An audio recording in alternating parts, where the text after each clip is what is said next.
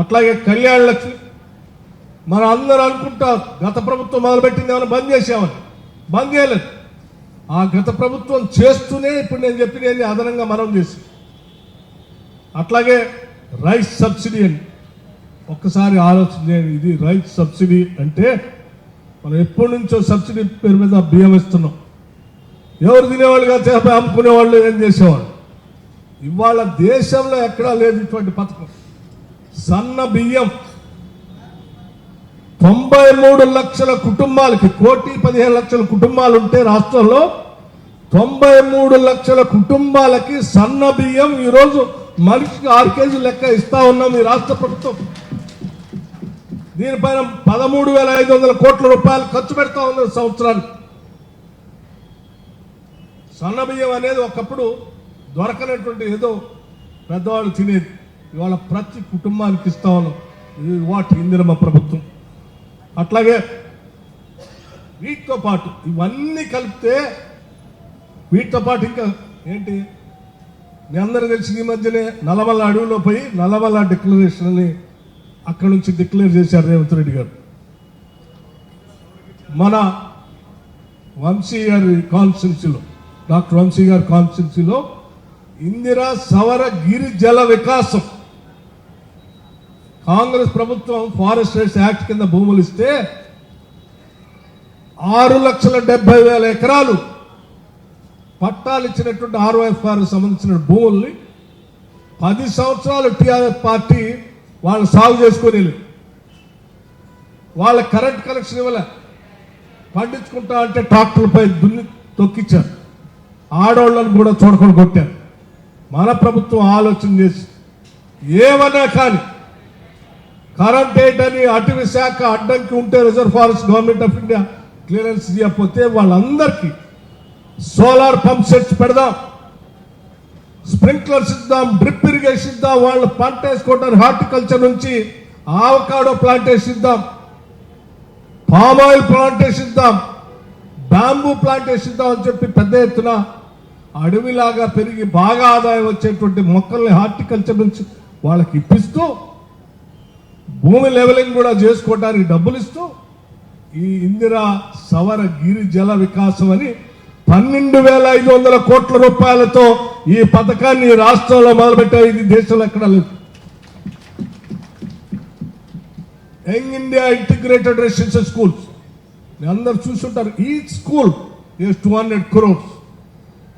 కనీసం 25 ఎకరాలకు తగ్గకుండా ఒక స్కూల్ శాంక్షన్ చేయాలంటేనే 200 కోట్లతో ఇబ్బంది. అటువంటిది ఈ ఒక్క సంవత్సరంలోనే 100 స్కూల్స్ ని మొదటి దఫాతో 11,600 కోట్ల రూపాయలు ఈ బడ్జెట్ లో పెట్టి 100 స్కూల్స్ ని శాంక్షన్ చేసిన ఘనత కూడా ఈ మన ప్రభుత్వానికి. Young India integrated residential concept ఒకసారి ఆలోచన చేయండి. అన్ని కులాలు, అన్ని మతాలు, SC, ST, BC, minority, OC తరపర భేదం లేకుండా ఒక ఉమ్మడి కుటుంబం లాగా విద్యార్థులంతా ఎదగాలి, ఒక అద్భుతమైన సమాజ నిర్మాణం జరగాలని ఈ రాష్ట్ర ప్రభుత్వం ఆలోచన చేసి ముఖ్యమంత్రి గారి శాఖ ఎడ్యుకేషన్ ఈ 100 స్కూల్స్ శాంక్షన్ చేసి ముందుకు పోతా ఉన్నాం. This is a Telangana model భవిష్యత్ అనుకున్న international standard English medium best of the best coaching సెంటర్స్తో సహా కలిపి, ప్లే గ్రౌండ్స్తో సహా కలిపి ఈ స్కూల్స్ శాంక్షన్ చేశాం. కొన్ని టెండరింగ్ ప్రాసెస్లో ఉన్నాయి, కొన్ని మొదలు కూడా అయిపోయి. అట్లాగే యంగ్ ఇండియా స్కిల్ యూనివర్సిటీ ఈ రాష్ట్రంలో చదువుకున్నటువంటి వాళ్ళందరూ తెచ్చుకుందే వాళ్ళ కోసం ఉద్యోగాలు ఇవ్వాలని చెప్పి స్కిల్ ఉంటే తప్ప ఉద్యోగాలు రావట్లేదని స్కిల్ యూనివర్సిటీ అని ఫస్ట్ టైం తెలంగాణలో ఫ్యూచర్ సిటీ అని ఒకటి తయారు చేస్తూ ఆ ఫ్యూచర్ సిటీలో విద్యార్థుల కోసం స్కిల్ యూనివర్సిటీ అని పెట్టి భూమి పూజ చేసి ఒక పెద్ద పారిశ్రామికవేత్త ఆనంద మహేంద్ర లాంటి అతన్ని దానికి పెద్దగా పెట్టి మొత్తం పారిశ్రామికవేత్తలందరూ తీసుకొని వచ్చి ఇందులో చదువుకున్న ప్రతి వాడికి ఉద్యోగం వచ్చేటట్టుగా MOU చేపించి మొట్టమొదటి స్కిల్ యూనివర్సిటీ ఈ దేశంలో మొదలైంది కేవలం మన హైదరాబాద్లో, తెలంగాణ రాష్ట్రంలో.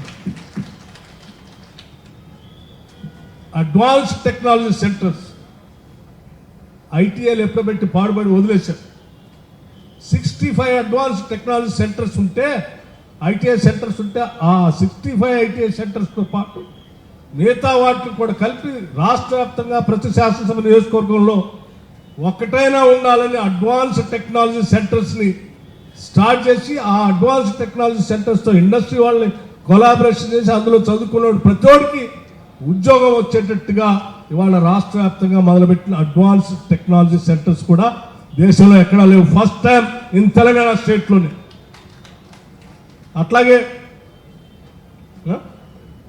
అట్లాగే గల్ఫ్ సంబంధించిన బాధితుల కోసం ఫస్ట్ టైం ఎప్పటి నుంచో అడుగుతా ఉన్నా.